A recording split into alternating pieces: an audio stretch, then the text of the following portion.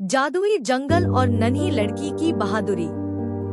एक बार की बात है, हरे भरे पहाड़ियों और ऊंचे ऊंचे पेड़ों के बीच बसे एक शांत गांव में एक नन्ही सी साहसी लड़की रहती थी, जिसका नाम लिली था। वह 8 साल की थी। उसकी नीली आंखें जगमगाती थी और उसके बाल गर्मियों की धूप की तरह सुनहरे थे। लिली को अपने घर के पीछे बने जंगल की सैर करना बहुत पसंद था। वह अक्सर सोचती थी कि कहीं पेड़ों के नीचे कोई जादुई प्राणी तो नहीं छुपे हैं। एक शाम, जब आसमान सुनहरे और लाल रंग में नहा रहा था, लिली हमेशा की तरह जंगल की सैर पर निकली। हवा में एक मधुर सुगंध थी और हल्की हल्की ठंडी हवा उसके कानों में जैसे कोई राज फुसफुसा रही थी। लेकिन आज की शाम कुछ अलग लग रही थी। जंगल पहले से ज्यादा जिंदा और जादुई लग रहा था। जैसे ही वह आगे बढ़ी, उसने पेड़ों के बीच एक हल्की सी चमक देखी। जिज्ञासा से भरी हुई लिली उस रोशनी की ओर बढ़ने लगी। वह चलते चलते एक छोटे से खुले मैदान में पहुंच गई। उस मैदान के बीच में एक बहुत पुराना बलूत का पेड़ खड़ा था, जिसके पत्ते सोने की तरह चमक रहे थे। अचानक हवा में हल्की हल्की घंटियों जैसी हंसी गूंज उठी। हैरानी से लिली ने इधर-उधर देखा और उसकी आंखें आश्चर्य से फैल गईं। वहां नन्ही नन्ही पंखों वाली परियां थीं। उनके पंख इंद्रधनुषी रंगों में चमक रहे थे और उनके कपड़े सितारों की तरह दमक रहे थे। स्वागत है लिली, एक कोमल आवाज आई। एक परी, जिसके पंख हल्के बैंगनी रंग के थे, उसके पास आ गई। मैं आईवी हूँ और हम तुम्हारा इंतजार कर रहे थे। मेरा इंतजार? लिली ने आश्चर्य से पूछा। क्यों? जादुई जंगल को तुम्हारी मदद की जरूरत है, आईवी ने समझाया। इस जंगल की चमक और जीवन बनाए रखने के लिए एक जादुई क्रिस्टल है, लेकिन कुछ गलत हो चुका है। क्रिस्टल की रोशनी मध्यम पड़ रही है और हम तुम्हारी मदद के बिना इसे बचा नहीं सकते। लिली की आंखें बड़ी हो गईं। मुझे क्या करना होगा? आईवी मुस्कुराई। तुम दयालु, बहादुर और सच्चे दिल वाली हो। बस यही गुण हमें चाहिए। क्रिस्टल की जादुई शक्ति को पुनः जागृत करने के लिए हमें 3 जादुई चीजें इकट्ठा करनी होंगी।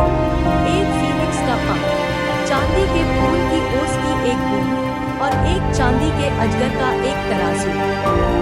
क्या तुम हमारी मदद करोगी?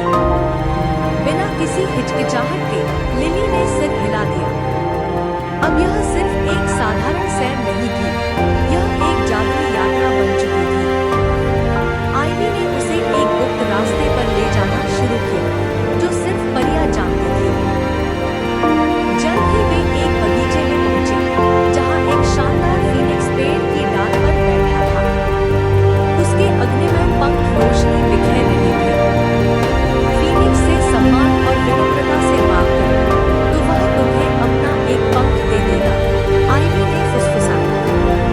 लिली फीनिक्स के पास गई और आदरपूर्वक झुककर बोली, हे महान फीनिक्स, क्या तुम हमें अपना एक पंख दे सकते हो ताकि हम जंगल को बचा सकें? फीनिक्स ने लिली की आंखों में देखा, फिर कोमलता से एक चमकता हुआ पंख तोड़कर उसके हाथ में रख दिया। यह तुम्हारा मार्ग रोशन करेगा, उसने अपनी गहरी, संगीतमय आवाज में कहा। पंख को संभालते हुए लिली और आईवी आगे बढ़े। कुछ देर बाद वे एक झिलमिलाते हुए तालाब के पास पहुंचे, जहां चांदी के फूल खिले हुए थे। लिली ने नर्म हाथों से एक ओस की बूंद इकट्ठा की, जो चांदनी की तरह चमक रही थी। आखिर में वे चांदी के अजगर की गुफा में पहुंचे। वह बहुत बड़ा था, लेकिन उसकी आंखें कोमल और दयालु थीं। मैं जानता हूँ कि तुम क्यों आई हो, अजगर ने धीरे से कहा और अपने तराजू में से एक चमकता हुआ टुकड़ा निकालकर उसे दे दिया, जो दर्पण की तरह झिलमिला रहा था। इसे बुद्धिमानी से इस्तेमाल करना, उसने सलाह दी। तीनों वस्तुएं इकट्ठी होने के बाद लिली और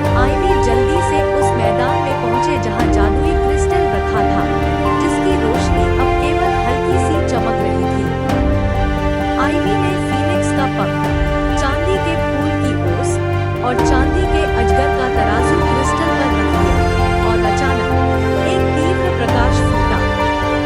पूरा जंगल जादुई रोशनी से भर गया।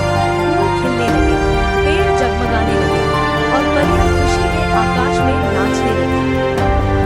तुमने कर दिखाया, लिली, आइवी ने खुशी से कहा। जादुई जंगल बच गया, तुम्हारी बहादुरी और नेकदिल स्वभाव की बदौलत। लिली मुस्कुराई। उसके दिल में खुशी की एक गर्माहट फैल गई। परियां उसके चारों ओर खुशी से गाने लगी और उसे पता था कि यह पल हमेशा उसके साथ रहेगा। रात गहराने लगी और आइवी ने